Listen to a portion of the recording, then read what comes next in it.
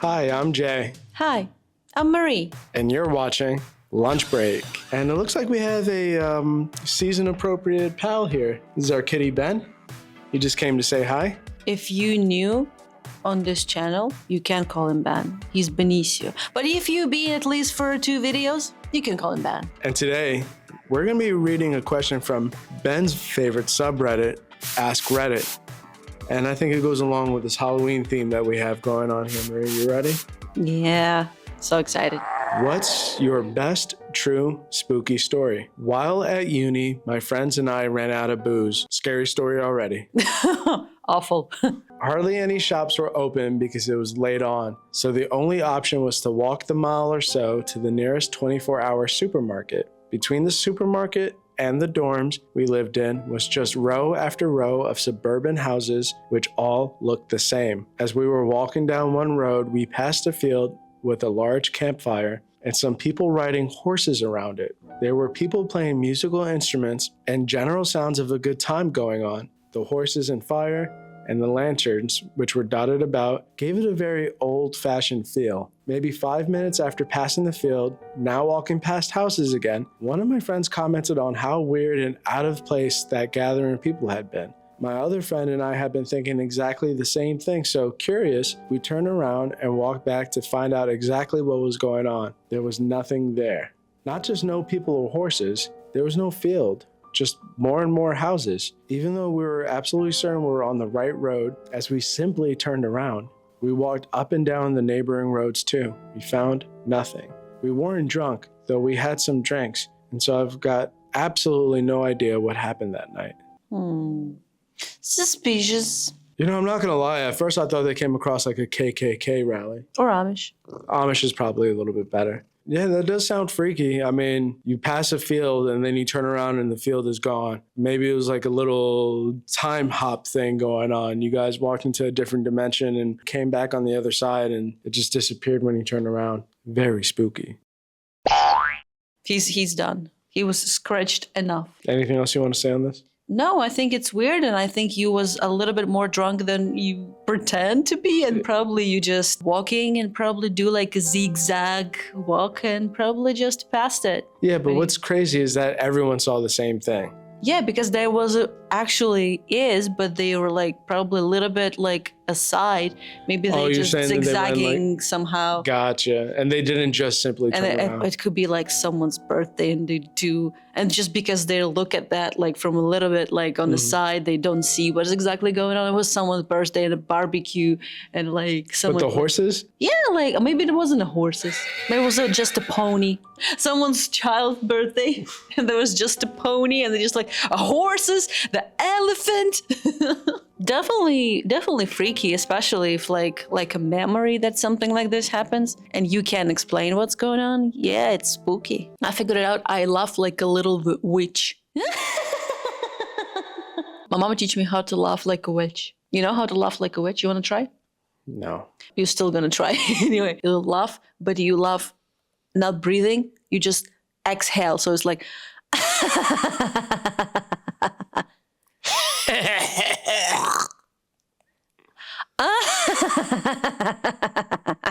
That's an evil laugh. I'm sorry. That's what you're trying to do. Ready for the next one? No. I need to relax a little bit. Yes. The scariest thing I've had happen while camping. So I live in Eastern Oregon and my mom lives in Western Oregon. I went to visit her for the summer and she's very outdoorsy, so we decided to take the 1-hour drive from her city to the coast. We end up at this free campsite at the top of this hill, huge foothills of the coastal mountains, about a 25-minute drive from the top where the campsite is to the bottom where the main road was, and we were the only campers there. We relaxed for the rest of the day, made food, etc. A truck full of men drive up the hill and talk with my mom. I don't know what about, wasn't suspicious at the time, and they leave us. Fast forward to the middle of the night. I wake up to my mom sitting straight up in the tent.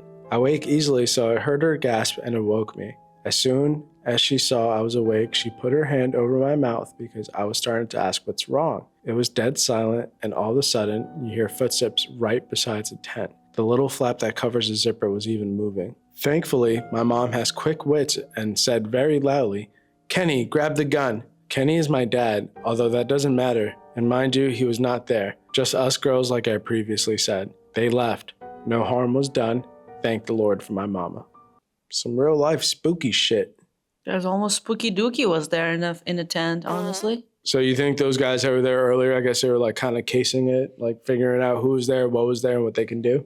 Could be. It could be anyone. There's just mother feel like someone trying to get in or trying to look inside or whatever. Yeah, there's some fast thinking. Let's say hypothetically it was those guys that came by earlier and spoke to the mom, and they're like, "Oh, there's just two women. We could take them." Mm-hmm. And then she was like, "Kenny, grab my gun." And it's like, "Oh, we didn't expect a guy to be there with a gun." You know, like, I mean, that's some quick thinking, but yeah, I would have pooped myself.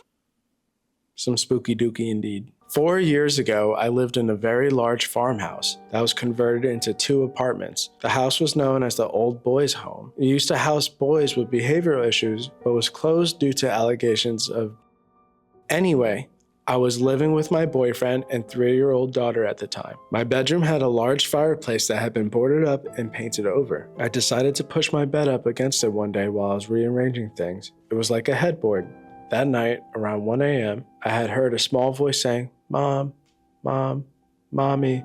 I had sat up in bed but didn't see anything, so I reached out over my boyfriend trying to grab my daughter and put her in our bed. I kept feeling around, and I was still hearing the voice, but I couldn't feel her. My boyfriend woke up and turned the bedside lamp on, asking me, "What the hell are you doing?" I explained that Amelia was trying to get in our bed, and I was reaching for her. There was nobody there. My daughter was sound asleep in her room. The next night came. Around 1 a.m. again, my dog had started to whimper at our door, so my boyfriend got up to take him outside. You know that feeling in a bed when someone lies down next to you, where the bed pushes in and there's warmth in your back? I felt that, so I assumed my boyfriend had come back to bed. I rolled over, my boyfriend wasn't in the bed, and I felt the fucking bed release pressure. Whatever was laying next to me has gotten up in that second. I moved my bed the next day to the other side of the room, and I never had another incident in the 2 years I remained in that house. Now it's a spooky dookie.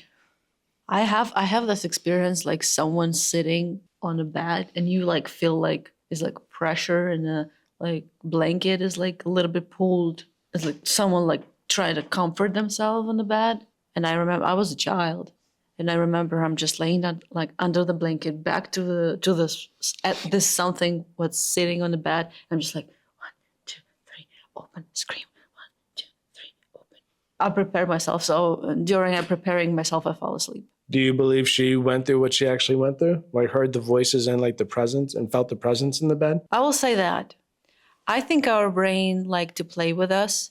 It depends when she figured it out where they live. If she's like, they live, everything was cool, then she figured it out where they live and she started feeling stuff. That's the thing. If she figured it out after that happens, it's absolutely different story. And yeah, I believe sometimes it's between dream and reality, you can feel stuff. Like, because most of this stuff happens or during the night or during she's sleeping. You know, I'll say this. If I was a ghost that was messing with her, because she said she moved the bed to the other side of the room. Like, she didn't even, like, move to a different room. She just picked the bed up and put it on a different side. Yeah. If I was a ghost and I saw that, I'd be like, "Fuck you. I'm going to keep messing with you. Doesn't matter where you put the bed." When my grandparents bought their house for a family of 10, my grandpa found a fake wall upstairs. He tore it down to make more room for the family. Behind the wall were children's clothes and play toys, almost like they walked off the room in a hurry. My mom told me stories of sitting in her room and something circling the walls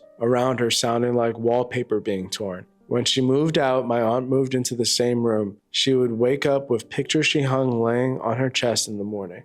My cousins also have stories of hearing footsteps coming up the stairs and stopping outside their door in the middle of the night. I still don't go upstairs at their house because it's always cold and I get weird vibes up there. Even in my adult life, I have scary dreams that take place in their upstairs. If we're going to buy a house, it's going to be a newer house, and we're going to check the whole story until the beginning of the building the house. If someone so much as gets a paper cut in there, we're not moving in. We're going to be the ones that haunt that place. Causing all the spooky dookies. What are you going to do if you're a ghost? I'd probably sing Kid Cudi songs. I don't want to be in the house when you haunted it. When I was in high school, my uncle would throw me a couple of bucks to help babysit his kids with my aunt. They lived in a 2-story house by the water, nice area. The kids were about 3 and 6. One day, I was sitting in their den on my phone when I started to hear a baby crying. Thinking it was the 3-year-old, I headed to the bottom of the stairs to check and see if my aunt was up there dealing with it. I called for her a couple of times with no response. The baby kept crying. I called for her one more time, and when I got no response, I started walking up the stairs. Then I heard my cousins and aunt playing outside. All the hairs on my body stood up, and I literally felt a chill run down my spine. I quietly turned around, walked down the stairs, got in my car, and drove away. The baby was still crying when I closed the door behind me. A few years later, I was drunk at a family party and told my uncle the story. He told me that he and his wife used to hear the baby too, and apparently the previous owners had a kid die of SIDS in that room upstairs. He's uber Catholic and had a mass said for the baby. He said after that it never happened again. Still gives me the willies when I talk about it though. It's kind of sad. Well, it's also kind of scary. Kids' ghost is probably the scariest. Like old people, old cranky ghosts, and kids. And they're scary because, like kids scary because they can't communicate. So they just cry or calling mamas or dadas. And you can do anything with that and it's like complicated. And old people, they just cranky. They want to talk, but you don't want to listen like a couple 100 years of history of this poor gentleman, for example. Well, I did notice a comment in response to that brings a little levity to the situation. Mm-hmm. I liked how you just noped out of there when you were supposed to be babysitting. And someone else responded, he's seen enough horror movies to just head out when that shit goes down.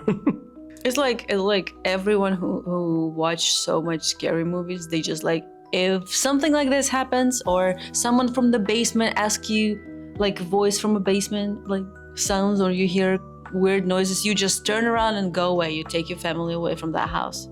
You're not going like, hey, who's there? You're not doing that. You're not doing that. You're not touching any wet walls with the whatever on it. No, you don't do that. If you see someone without a head, you're not asking, are you okay? No, you're not doing it. You pack your stuff and you go away. Be smart. Watch more scary movies. Be prepared for real life. I went to use the bathroom at work, and when I entered, there was no one in there. The bathroom has 4 urinals and 4 stalls, 1 handicap, and I did not see any feet in any of the stalls.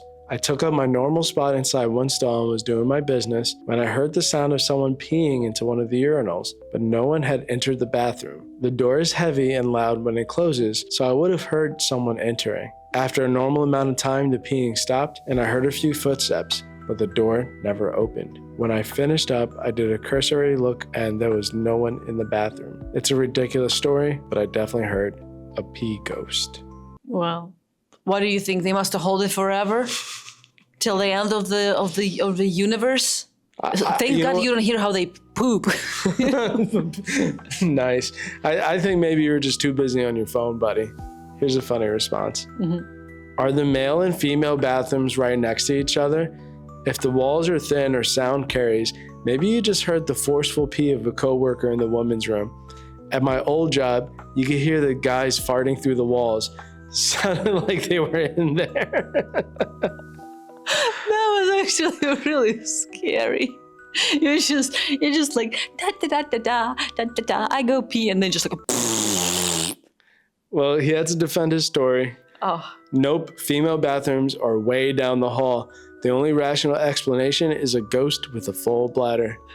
Hey, man. Well, peeing ghost, that's pretty good. And to our viewers, would you rather have a crying baby or a peeing ghost? Let us know in the comments down below. Well, Marie, those were some pretty spooky stories. Those pretty spooky stories. Oh. That was a pretty spooky cat. I think my favorite one was the pee ghost. That's just interesting. That's just interesting.